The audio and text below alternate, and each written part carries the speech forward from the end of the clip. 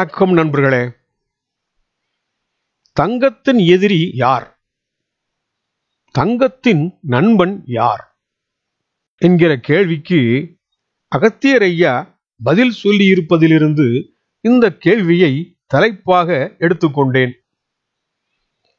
தங்கத்திற்கு எதிரி யாராக இருக்க முடியும்? பணமாக இருக்குமோ? பணம்தான் தங்கத்தின் நிலையை நிர்ணயிக்கிறது. எனவே பணம் எதிரியாக முடியுமா? தங்கம் பலரது உடலில் ஆபரணமாகி அவர்களின் வாழ்க்கையை உயர்த்தியிருப்பது போல் காண்பிக்க தேவைப்படுகிறது.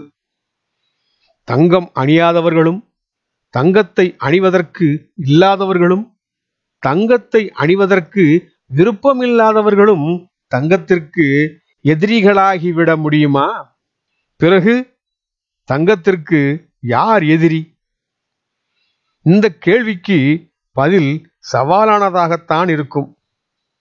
என் நண்பர் ஒருவரிடம் தங்கத்திற்கு எதிரி யார் என்று கேட்டதற்கு, தங்கத்திற்கு எதிரி தங்கமாகத்தான் இருக்க வேண்டும் என்று ஒரே வார்த்தையில் சொன்னார். தங்கம் போல நீராட்டி சீராட்டி பாலும் நெய்யும் பருப்பும் பாதாமும் கொடுத்து வளர்த்த தங்கமான உடம்புக்கு நோய் என்பது ஒரு எதிரி. இரக்கமும் அன்பும் கொடுத்தலும் பக்தியும் நிறைந்த தங்கமான மனசுக்கு சுயநலமும் கொடுமைகளும் கொள்ளைகளும் கொலைகளும் ஏமாற்றுதலும் பித்தலாட்டமும் வேஷமும் நிறைந்து கொழுத்து போன கெட்டவைகள் எதிரின்னு சொல்ற மாதிரி தங்கத்திற்கு எதிரியாக எது இருக்கிறது? யாராக இருக்க முடியும்னு பதில் தெரிந்தால் சொல்லுங்கள். அகத்தியர் ஐயா தங்கத்தோட எதிரிகள்னு எதையெல்லாம் சொல்றாருன்னு பார்த்துட்டு வரலாமா? சித்தான தங்கத்தின் சத்துருவை கேளு. பல சித்து வேலைகள் செய்கின்ற தங்கமாம். ஆமாம், உண்மைதான். தங்கத்தால் பலருக்கு வாழ்க்கை கிடைக்கிறது.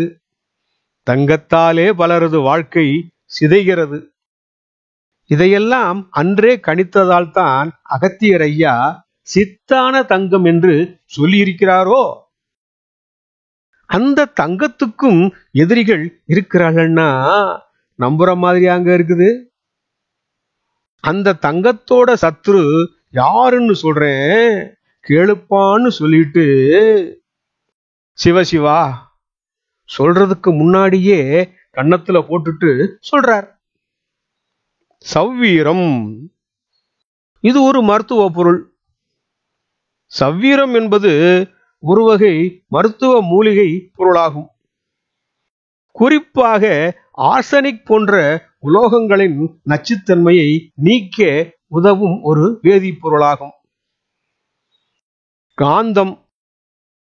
காந்தம் என்பது மக்னீசிய கல், காந்தப்புலத்தை உருவாக்கும் பொருளாகும். கெந்தி என்ற சொல்லுக்கு பல பொருள்கள் உண்டு. சூழலை பொறுத்து அதன் பொருள் மாறும். இது கந்தகம் அல்லது பொன்னிறமான கல் என்பதை குறிக்கலாம். வித்தான அண்டோடு. அண்ட ஓடுன்னா முட்டை தோல். வித்தான அண்டோடுன்னா மண்ணுக்குள்ளே புதைச்சு வச்சிருக்கிற முட்டையோட ஓடாக இருக்கலாம். அல்லது குஞ்சு பொரிச்ச முட்டையோட ஓடாக இருக்கலாம். கிளிஞ்சல். கிளிஞ்சல் சுண்ணாம்பு கலவை. அபிரேகம். அபிரகம் என்பது ஒரு வகை கனிமமாகும். இதை மைக்கா என்றும் காக்காய் பொன் என்றும் அழைப்பார்கள். சவுட்டு உப்பு. சவுட்டு உப்பு என்பது பொதுவாக எப்சம் உப்பு என்பதன் நேரடி மொழிபெயர்ப்பு ஆகும். இதன் வேதியியல் பெயர் மெக்னீசியம் சல்பேட். அரிதார சிங்கி. அரிதார கலவை. இவைகளோடு கௌரி பாசானம், லிங்க பாஷாணம். லிங்கம் வேதியியல் பெயர் பாதரச சல்பைடு ஆகும். வெள்ளை நாகம் என்பது ஒரு குறிப்பிட்ட தனிமத்தின் வேதியியல் பெயர் அல்ல. இது பொதுவாக வெள்ளீயம் டின் என்ற உலோகத்தை குறிக்கிறது. குதிரைப்பல் என்பது துரத பாஷாணம் என்று குறிப்பிடப்படுகிறது. கோமுகம் என்பது கோமியம் அல்லது கோமுக பாஷாணம் என்பதை குறிக்க சொல்லப்படுகிறது. பொன் அம்பர் என்பது அம்பர் எனப்படும் மரப்பிசினின் மற்றொரு பெயராகும். இது தங்க நிறத்தில் இருக்கும் ஒரு வகை வாசனை பொருள் என்று கருதப்படுகிறது. இந்த பொருள்களை எல்லாம் தனித்தனியே தங்கத்திற்கான எதிரிகள் என்று அகத்தியர் ஐயா சொல்லித் தருகிறார். அடுத்ததாக தங்கத்தின் மித்ரு யாருன்னு சொல்றாருன்னு பார்க்கலாமா?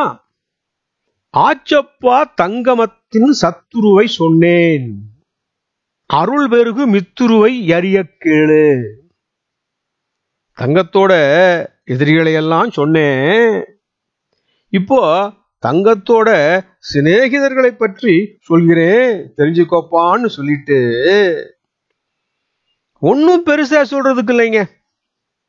சத்துருவை தூரமாக்கிட்டு மற்றதையெல்லாம் சேர்த்துக்கலாம்னோ, மற்றவைகளெல்லாம் மித்ருக்கள் நண்பர்கள் தான் சொல்றார். அதாவது தங்கத்தோட சந்தோஷமா சேர்ந்து கலக்கிற செம்பு, பித்தளை, ஈயம், இரும்பு இது போன்றவைகள் எல்லாம் நண்பர்கள்னு சொல்லி இருக்கணும். சரிப்பா, தங்கத்துக்கு யார் எதிரின்னு தெரிஞ்சுக்கிறதுல தப்பு இல்லை. சிநேகிதர்கள்னு உள்ள வந்து ரொம்பவே கலந்துட்டா தங்கத்தோட மதிப்பே குறைஞ்சிடும். கிட்ட சேர்ந்து மதிப்பை குறைக்கிற நண்பர்களை விட தூரமா வச்சுக்கிற எதிரிகளே மேல் அப்படின்னு நினைக்க தோணுது இல்லையா? அகத்தியரையா எதையுமே போகிற போக்குல அப்படியே சொல்லிட்டு போறதில்ல. அப்படிங்கிற விஷயம் நல்ல விஷயம் தானே. பதிவை பார்த்தவர்களுக்கும் மற்றவர்களோடு பகிர்ந்தவர்களுக்கும் கோடானு கோடி நன்றிகள்.